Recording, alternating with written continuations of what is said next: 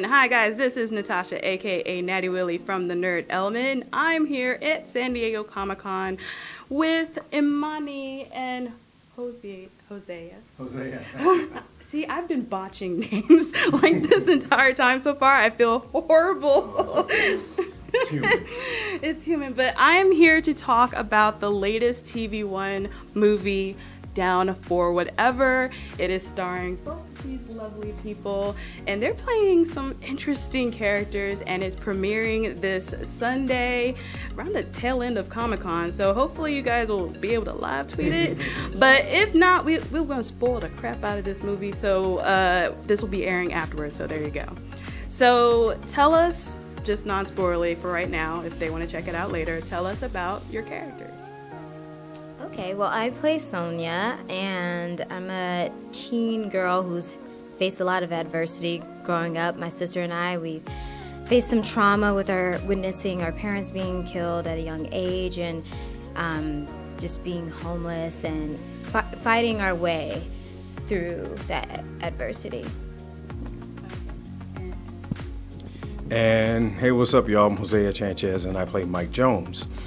And Mike is married to LaToya Luckett's character, Tracy, who's trying to basically rediscover who she is. She was adopted at a really young age and lost her parents, so she doesn't know who she is. She plays my wife, and I am a detective, a cop, a career cop who believes in the law wholeheartedly and gets his world turned upside down when the law isn't what he thinks it is.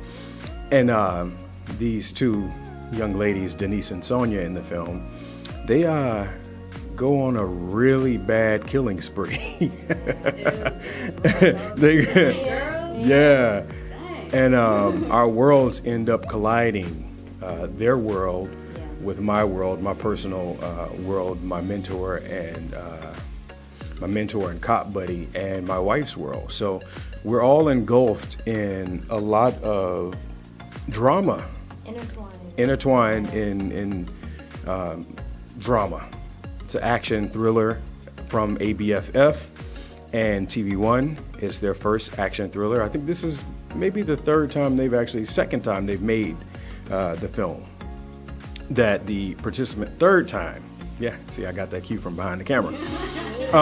Third time that this collaboration has existed with ABFF and TV One, where they have this contest every year at this fantastic film festival, and the winner of the contest gets to have their film produced. This case is the first time that they've actually had the writer be the director of the film also. So our writer-director, Tim Folson, is the first person who's actually produced his script, written the script, and directed the script. So yeah. When did you first hear about this project? I mean, you get a lot of scripts all the time, I'm assuming. So No. Probably not as often as everyone believes. Not as often as Denzel. But when you get scripts, like, what drew you to this particular piece? Well, for me, it's something that I've never done before. I think everyone's kind of used to, everyone's used to seeing me as Tanya from Everybody Hates Chris. So I think Sonia, just similar names, by the way, Tanya and Sonia. It was not confusing at all. Yeah, this a hard-ass character who has a lot of layers to her, and it's not comedy at all. And it was a challenge for me. It pushed me out of my comfort zone. So obviously, whenever you get a script like that comes across your desk, you jump at the opportunity to do something like that. So that's what attracted me to the script and the role and the overall project. I'm more interested in the fact that you have a desk. I do have a desk. You don't have a desk? I don't have a desk at my house. Who has a desk? Imani, why do you have a desk? Nobody has a desk anymore. What's that? You have a library too? Basically. Oh my What about a God. working desk? I mean, people want to stay fit these days. Yeah. You don't really see desks anymore outside of offices, even in offices. Everybody's on their computer, their laptops, or their phones, so they're usually portable. But the essence of a laptop is so you can be portable. It's not so you don't have. It's so you don't have to be at the desk anymore, right? Would you like to be? Okay, now we're being specific. Now she's talking about her. I'm talking about a general sense of what a laptop is, people. To go on your lap. For me, what attracted me to the role was I wanted to do some leading good meaty roles. I was a little apprehensive for the role at first because it's a cop. But I've been wanting to work with TV One, and they've been trying to work with me. We're trying to work together for some years now. And I went to school for 2 years after the game, back to film school, sorry, and kind of took a break and tried to rediscover what it is I wanted to do, how I can learn something new about the business, rediscover a new essence for myself and my craft. And this was one of the first things that came across my desk. Because we all have a desk. Yeah, we all have a desk. Yeah, your lap is a desk. Yeah, really interesting, really detailed, thorough, challenging characters. Every single one of the characters in the script had so many layers to it. And it's not something that you often see.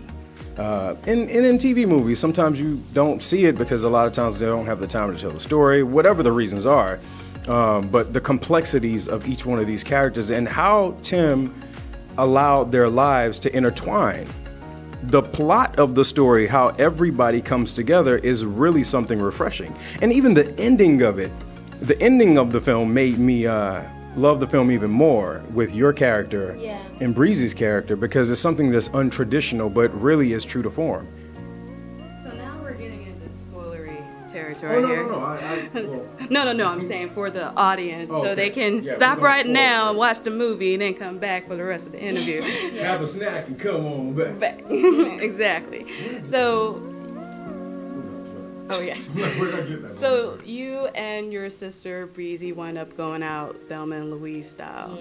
And I felt bad for them. I'm just like, how can so much happen to these two girls, and no wonder they had so much anger. So what did you do, like, as you were preparing for the role? Like, did you research, like, what happens in the foster care system other than what you've heard or what you've seen, like, maybe yourself? Just explain all that. I did research, but I also have personal experience with it too. So just tapping into my own experiences to kind of help convey what these girls are going through. And also Breezy and I, just our relationship in general behind the scenes, just really help create that relationship and what those girls were going through. But yeah, just research and also just tapping into my own experiences, which is great because it's always good to pull from your own life and then bring that into your characters. Yeah. Because playing a cop, I mean, these days is kind of like, It's a little. Yeah, it's tricky.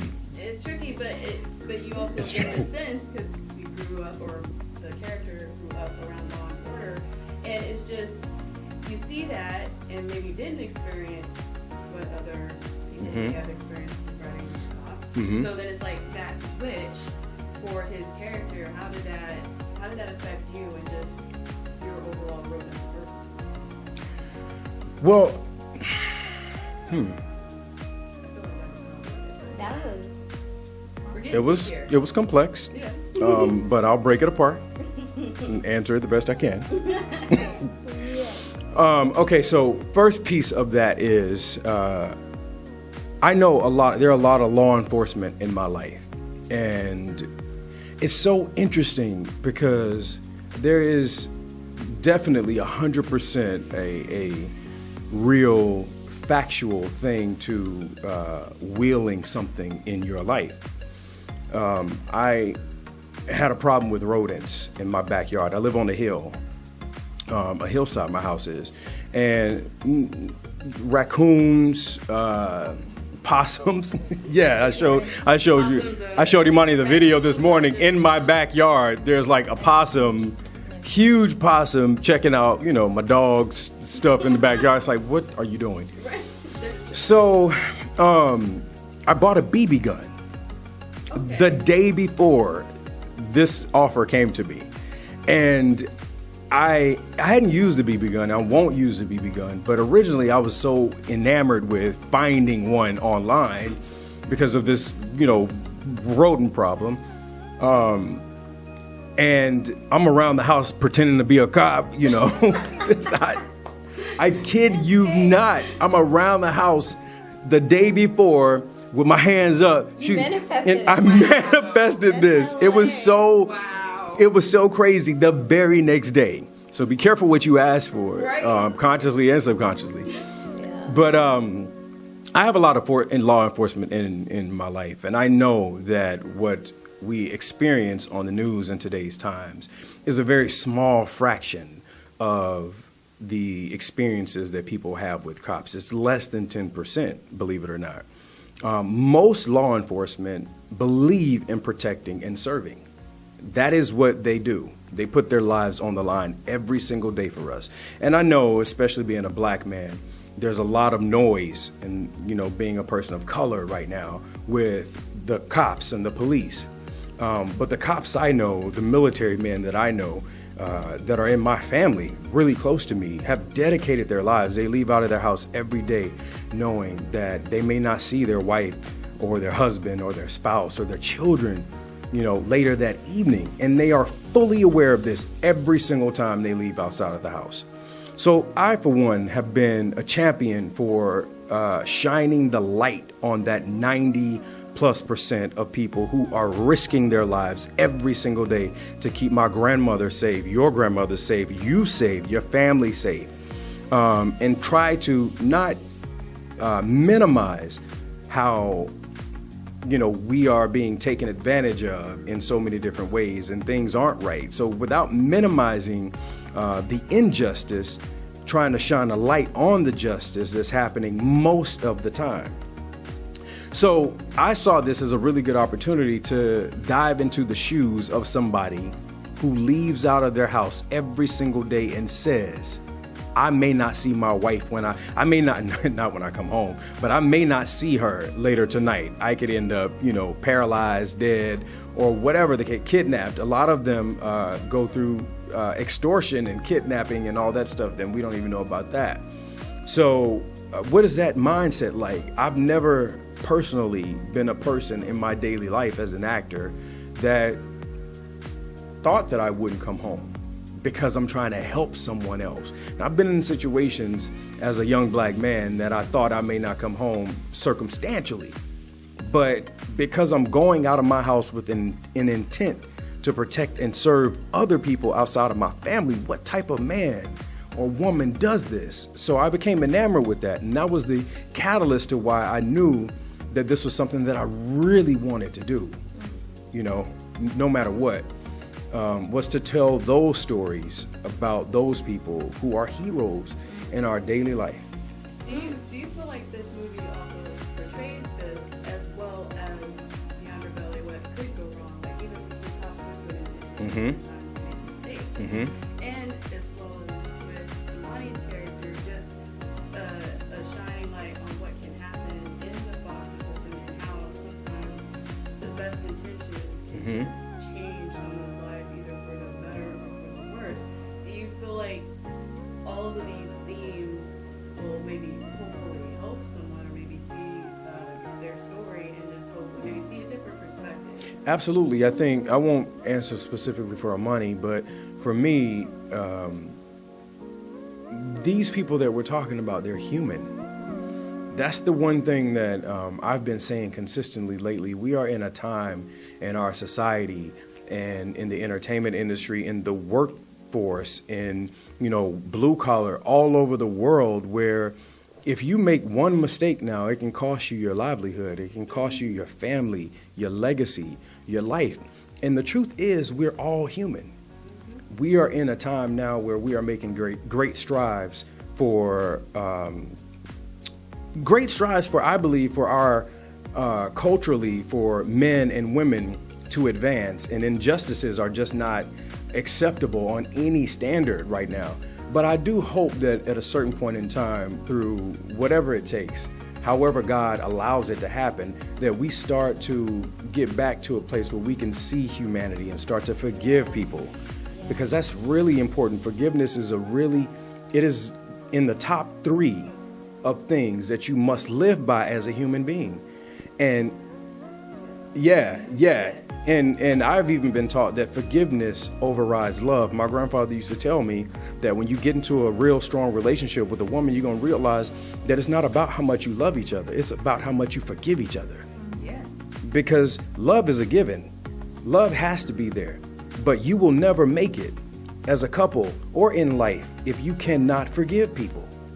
It has to be the catalyst for everything that you wake up for every single day. I wondered how my grandparents stayed married 50-something years. How you stay married 50-something years is every day you got to forgive somebody. We're growing up together. You going to do some that I can't stand. Multiple times throughout the day. But forgiveness will get us through to the next day, and then the next day, and the next day. So I hope we as humanity get back to a place where people aren't exiled in our societies because they do something wrong. But we can learn a conscious level, a conscious lesson, and better one another. So. Just to add to that, when people are watching this film, is what Hosea was saying is that these people are human beings at the end of the day. So we have these 2 girls, Denise and Sonia, who have been painted as monsters when really it just took one moment for their lives to be completely set on a different track, And so when watching it, to show compassion and empathy for these girls who kind of had to do what they had to do to survive. And compassion and forgiveness and all of that. And sometimes even justified anger. They're angry and they have a reason to be angry. I also thought it was refreshing to see like a marriage that goes through this obstacle but still, comes out on the better side of it. And I feel like that's rare these days, at least on TV, especially with Black relationships. I was like really happy to see that. Black love, yay. Celebrate. Yeah, so I mean, do you feel like from this movie also, as far as relationships, like what you were saying before, like with your significant other or what have you, do you feel like you can be a better person with this too as well in your relationships? I do. I think all of my relationships, and the thing that I've learned in my young adulthood is that my friendships are relationships. They require the same amount of compassion, forgiveness, empathy, caring, love, dedication, commitment, secrecy, whatever it is. They require the same exact things. There's just not, there's intimacy in those too, but there's just not, sex or love making involved in some of them. It was a joke, y'all. I'm just playing. So I've learned that, forgiveness, compassion, and empathy are something that we all have to have in our daily lives. And even for people that aren't our friends, people that aren't in our close circle, I think it takes more to have compassion, love, sympathy, empathy, all those things for people that you don't know.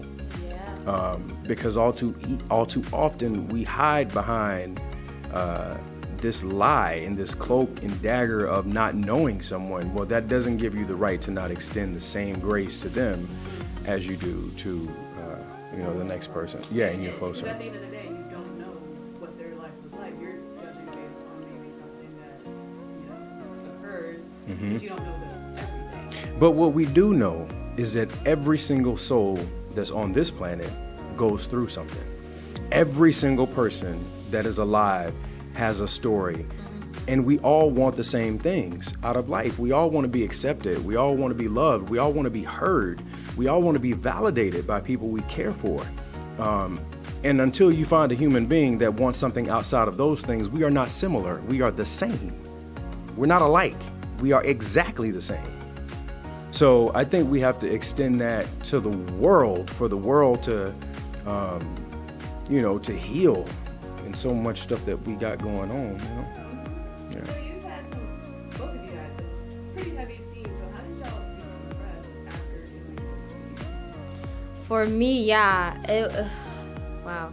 I went straight home to Cleveland. It was around the holidays. It was around Thanksgiving. So after we finished filming in Atlanta, it really helped to be surrounded by family, just to kind of naturally break you out of the mindset of that character, because I was pretty much in it for those few weeks that we were in Atlanta. I would get back to my hotel room and just feel feeling down just because of that energy that we're putting out there with trying to tell this story. But yeah, being surrounded by family really helped, and just getting back to my normal routine of what Imani does and not necessarily what Sonia was doing. Yeah. And for me, I know this is gonna sound really weird. Okay. But you're like, it's not gonna sound weirder than all the other stuff you've been saying, Hosea. I don't like to let my characters go. I don't know when I'll act again. I like to hold on as long as I can, and I like to live in that world and experience someone else's shoes for as long as I can. In my normal life, I'm a really forgiving person generally. I'm one of those people that I try not to hold on to things because I know it affects me more than it affects the other person. So my whole life, I'm just trying to let things go. I'm like, all right, cool, let it slide off, try to let it slide off, try to let it slide off, not be connected to it, yada, yada. So it's refreshing for me to go home and want to hold on to characteristics of something that I loved in the moment, which is something that I love, which is acting. So I generally try to hold on until I either get another audition where I can focus on somebody else's life or another job. Yes. So I was Mike for 2 months, and then I booked another movie, y'all. Well, thank you for that. And also, just to end on a lighter note, I noticed that you guys kind of coordinated as far as flowers and just... Yeah. And we are at Comic-Con, so... I changed because I wanted to... You did that on purpose. You wanted to coordinate. So what are you most looking forward to, being at Comic-Con? Like, are you hoping to explore the floor, maybe catch a few panels, crash a few panels, just what are you hoping for to do I hope so. If the schedule allows, hopefully we get to walk the floor a little bit. But we'll see. But if not, I'm here. I'm enjoying just being outside of LA too. I'm just grateful to be in San Diego where it's not blazing hot like it is in LA. It's nice and overcast, right? And for me, I'm just okay. You're not gonna hold it for me. Okay, thank you. My mic stand. Thank you. And for me, I'm looking forward to what Comic-Con is known for, and it's not the panels or the celebrities and stuff, but it is the people walking outside. When we just pulled up to a hotel at the convention center somewhere and seeing all the costumes and how dedicated these people are. It is unbelievable. It is not a game, and it's so good to see people right now in our country that are dedicated to something, that are just having fun. They're dressing up, they're living their lives, they're excited about characters, and it's so innocent and childlike, and that's what I'm looking forward to, is seeing all these costumes outside on these streets. So. It's a community. It's kind of cool that how a bunch of people gather for this one from event. Around the world. That's pretty awesome to see. Yeah. Like, what cosplay have you seen so far that's really good about it? Cosplay is like a costume? Yeah. I saw... I did. I saw, when I was a kid, my favorite, it went in sections. The first set of favorites, cartoons of mine, was Thundercats. Okay. I had every single Thundercat action figure, and I was in love with all the characters, and I saw Thundercats, and it took me back to... Oh, you saw one today? Yeah. I haven't seen When you went to the restroom, you went inside to the restroom, and there was 3 of them. Oh, boo. And I was like, I know they get they weren't that great, but I mean, I know if I stick around long enough, I'm gonna see some amazing Thundercats, and that just took me back. I was like, dang, I'm about to see my childhood favorite that I haven't seen since I was a kid. So thank you guys for taking the time to talk to me. And again, you can catch it on TV One. It premieres on Sunday, but I'm sure TV One is going to be playing it like mad, nonstop, reruns, residual. They need to get paid, guys. So let's send them support. Thank you guys so much. Speaking of geeky stuff, I'm looking at these shoes. If you can kind of... Are you flexible enough? Are you flexible enough? Oh, okay, good. Shoe cam. Shoe cam. Oh my gosh.